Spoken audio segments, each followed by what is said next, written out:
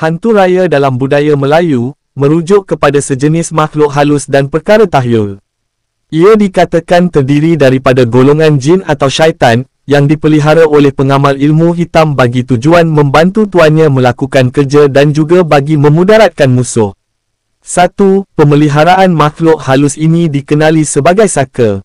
Hantu raya akan dikawal oleh pemiliknya yang boleh menyuruhnya melakukan apa-apa juga jenis kerja berat. 2. Hantu raya juga boleh disuruh oleh tuannya bagi merasuk seseorang. Hantu raya mempunyai keupayaan menjelma sebagai manusia biasa atau haiwan lain, dan biasanya hantu raya akan menjelma sebagai tuannya. Hantu raya yang dipelihara itu akan perlu diberi makan sebagaimana yang dipersetujui. Biasanya makanan yang disediakan dikenali sebagai acak, sajian termasuk telur, ayam panggang, pulut kuning dan sebagainya. Sekiranya tidak dijaga dengan baik dan diberi makan, hantu raya yang kelaparan itu akan menyerang tuannya. Hantu raya biasanya perlu diwarisi, dan sekiranya tidak diturunkan kepada waris, tuannya akan menjadi bangkai bernyawa. Tubuhnya mati dan berbau busuk, tetapi apabila hendak dikebumikan, ia akan bangkit seperti hidup. Selain itu, ia akan makan dengan lahapnya apabila diberi makan. Di Pulau Jawa, hantu raya dikenali sebagai genderuwo yang ada serba sedikit kaitan dengan makhluk mitos Hindu Gandharva dan raksasa ganas mitos agama Majusi iaitu Gandharva.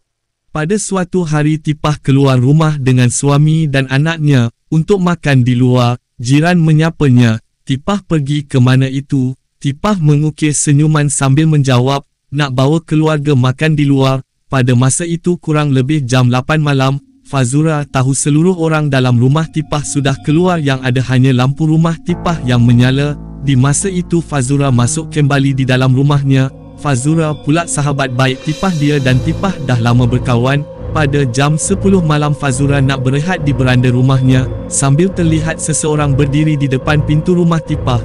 Dia terperanjat rupa-rupanya itu Tipah. Dia memanggil Tipah, bila awak balik tak dengar bunyi kenderaan korang tadi?" Tipah hanya senyum sambil menutup mulutnya tetapi Fazura rasa hairan kenapa Tipah tak jawab kata-katanya. Selalu Tipah memang seorang yang ekstrovert, banyak cakap dan peramah. Tiba-tiba Tipah terdengar bunyi kenderaan suami Tipah. Kereta itu berhenti sebentar di depan rumah Fazura dan cermin kereta diturunkan. Fazura memang terkejut di masa itu sebab melihat Tipah di dalam kereta. Sambil menyapanya, "Fazura selamat malam." Selepas itu Fazura pun menoleh di depan pintu rumah Tipah. Tiba-tiba orang yang menyerupai Tipah ditegurnya telah hilang dari pandangan mata. Jarak masanya kurang lebih 30 saat. Fazura ketakutan pun berlari masuk ke dalam rumah lalu mengunci pintu dengan perasaan seram sejuk. Ketika itu Tipah rasa hairan kenapa Fazura kelihatan takut terus masuk ke dalam rumah dan mengunci pintu. Namun Tipah faham mungkin Fazura tak tahan sebab ada nyamuk di luar rumah. Esoknya Tipah ke rumah Fazura. Dia panggil Fazura. Lalu Fazura keluar melangkah menuju ke arah Tipah dan ceritakan padanya bahawa sebelum dia sampai rumah ada lembaga menyerupainya. Tipah pun beritahu itu adalah hantu raya yang dibela suaminya untuk jaga rumah sebab dia tak pernah tak ikut suaminya dan anak-anaknya balik kampung bersamanya setiap kali. Fazura pun terkejut dan tak menyangka selama ini yang dia tegur adalah hantu raya, sebab setiap kali Tipah balik kampung suaminya, Tipah pasti selalu ada dekat rumah. Rupa-rupanya orang yang dia ajak cakap selama ini adalah hantu raya, yang hanya membalas katanya 1-2 patah perkataan dan banyak berdiam diri. Fazura fikir selama ini mungkin Tipah tidak ada mood. Rupa-rupanya itulah hantu raya yang menyerupai tuan rumah. Keesoknya Fazura meminta khidmat seorang perawat perubatan cara Islam iaitu ruqyah untuk memagar rumahnya dengan garam lada hitam yang telah diruqyah dengan ayat Al-Quran untuk keselamatan keluarga Fazura. Begitulah kisah hantu raya. Wassalam. Allah Subhanahu Wa Taala berfirman, "Wa ma khalaqtul jinna wal insa illa liya'budun." Dan ingatlah, aku tidak menciptakan jin dan manusia melainkan untuk mereka menyembah dan beribadat kepadaku. Surah Az-Zariyat 51 ayat 56. Tiada hantu dalam dunia ini yang hanya adalah jin-jin yang menyamar jadi hantu. Mereka lah syaitan menghasut kita melakukan kejahatan dan takut kepada selain Allah Azza wa Jalla. Nabi Sallallahu Alaihi Wasallam bersabda, "Tiada jangkitan, tiada kesialan bulan Safar dan tiada gul, hantu. Hadis sahih riwayat Imam Muslim. Ghul adalah kata plural untuk gilan, iaitu sejenis jin dan syaitan.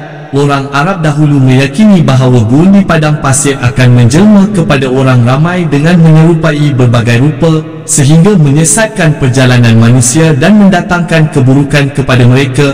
Dalam hadis ini, Nabi Shallallahu Alaihi Wasallam menafikan kewujudan ghul, hantu ini. Ada pula di kalangan ulama yang berpandangan, sabda Nabi Shallallahu Alaihi Wasallam, tiada ghul, bertujuan membatalkan anggapan orang Arab yang mengatakan makhluk bernama ghul, hantu, yang menyesatkan mereka. Sebaliknya, yang menyesatkan mereka adalah dari sebab tipu daya jin dan syaitan. Hal ini dikuatkan dengan hadis lain, maksudnya, tiada ghul akan tetapi al-sa'ali. Al-sa'ali ialah para penyihir jin dan syaitan yang melakukan talbis, iaitulah tipu daya dan takhyul dengan menjadikan manusia seperti berada dalam ayalan. Kitab Al-Adab Al-Syariah 3/369-30